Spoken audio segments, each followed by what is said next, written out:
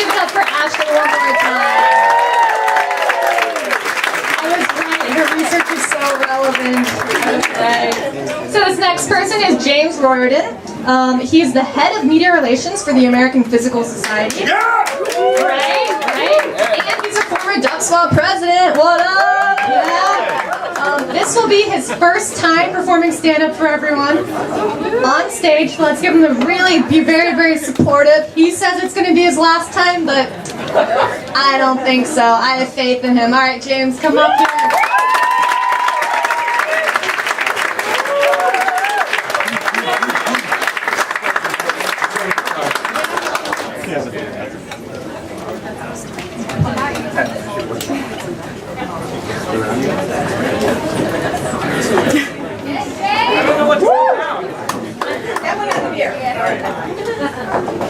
Are we allowed to actually sit on this stool? It's got like words. How do I plug in the guitar, by the way? Oh, is there a plug back there? Good. Down there? Just go. Wait. Where's Kat? Is Kat here? I'm not going to play until the end, so we'll wait a second. This is Okay, great. I'll Mic work and a on short that.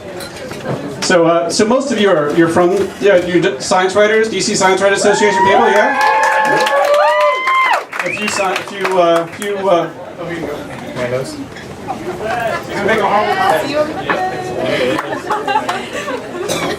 I don't think I can play standing up because I forgot my strap here.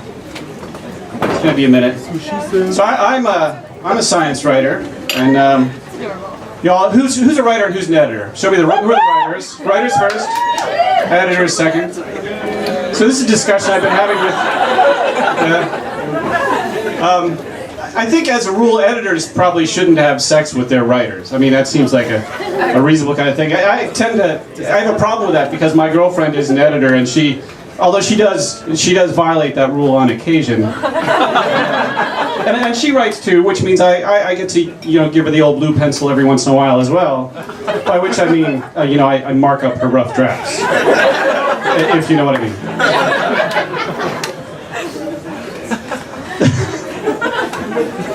So it's not all happiness and light to be in an intimate relationship with somebody you have a professional relationship too. I mean, we get into these knockdown, screaming fights about trivial things like Oxford commas on occasion. And the last time Martha had just had it, that was enough. She said, I can't take this anymore. I really think we need to consider editing other people for a while.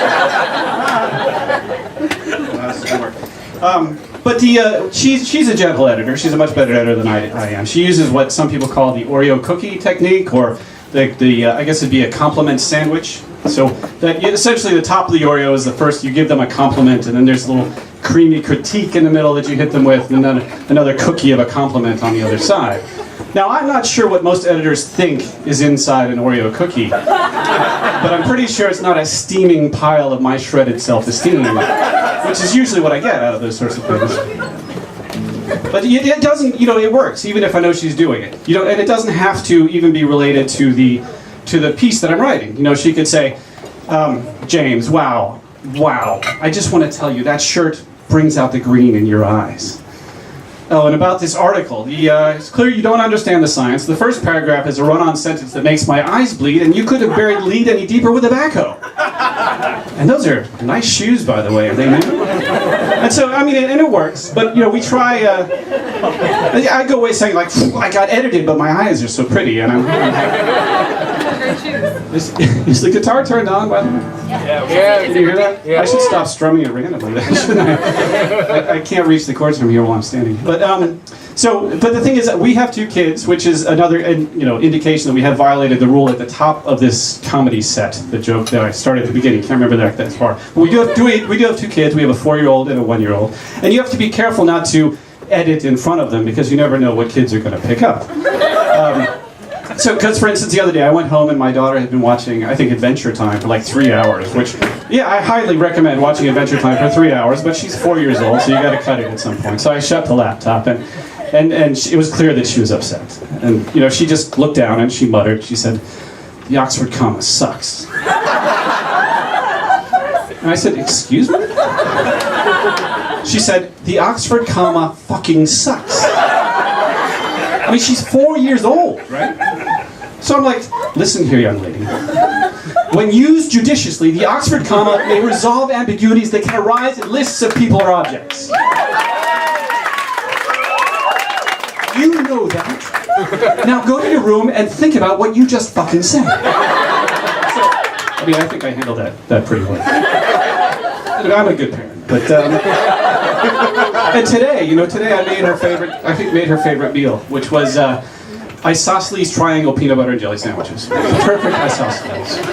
And she's just sitting there staring at it. She wasn't eating it. She was just staring at her meal. And I said, Mary May, is everything okay? Is there something wrong with the sandwich? And she said, Dad, wow, I just want to tell you that shirt really brings out the green in your eyes. But about this sandwich.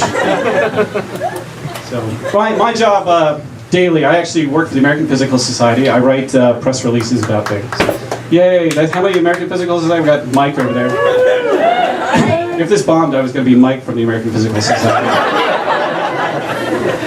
Anyway, every once in a while we get an interesting paper that I think the public might enjoy. And there was one we had recently about instrumentation that's going on the International Space Station that could potentially detect if black holes emit some sort of information. This is typically people have assumed nothing could come out. And that led to what's called the no-hair theorem for black holes. But apparently it's possible that they do have hair and that they could have information coming out and we could detect this.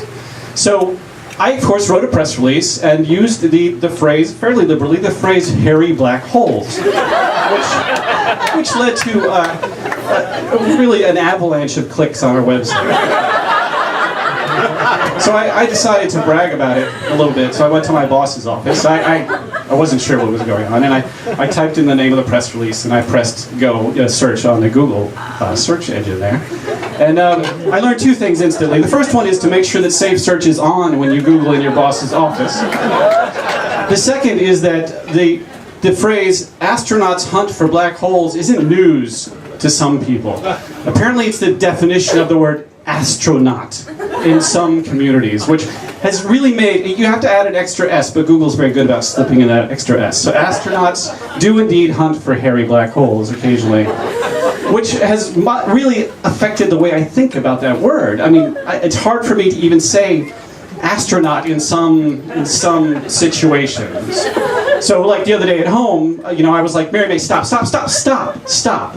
We do not discuss the space program at the dinner table in this family. I'm sorry. I didn't mean to upset you. I didn't want to make you cry. It's just that I don't know. I just don't know if astronauts are going to go to Mars. I don't think that's the planet they're interested in.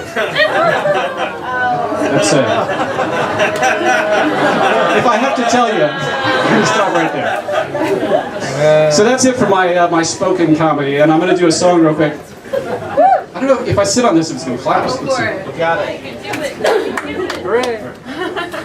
So Martha and I actually, Martha went to the opening of the Creationist Museum because we both work to promote science, and she was there to try to undo some of the damage of the Creationism Museum.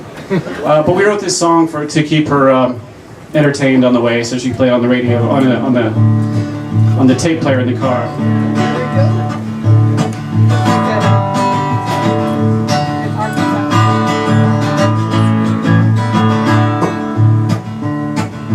God made the world in only 7 days. Did it all 6,000 years ago.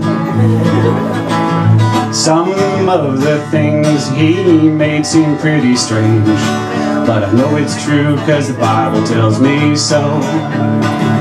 He made dinosaur bones and buried them in the ground. Made them all look really, really old. Most just missed the boat when Noah built the ark. St. George killed the rest, so I'm told. He made stars and put them a zillion miles away. How their light gets here is hard to say. Speed of light means stars are billions of years old, but I'll take scripture over physics 6 any day.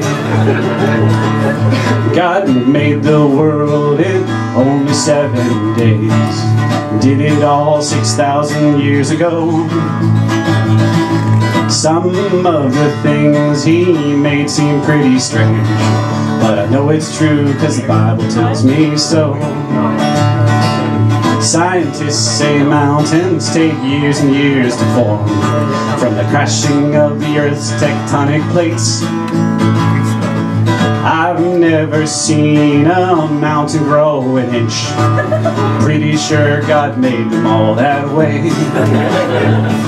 The oil in the ground is a gift we can't deny. Heaven's pearly gates to my gas tank. Fossil fuel? That's nonsense. There's no fossils in the pump. It's heavenly intervention we should thank. God made the world in only 7 days. Did it all 6,000 years ago. Some of the things he made seem pretty strange, but I know it's true cause the Bible tells me so. Yeah, I know it's true cause the Creationist Museum tells me it's so.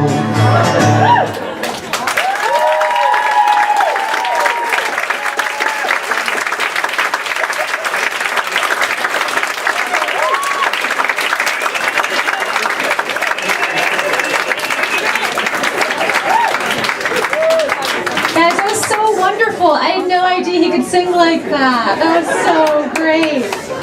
All right, guys.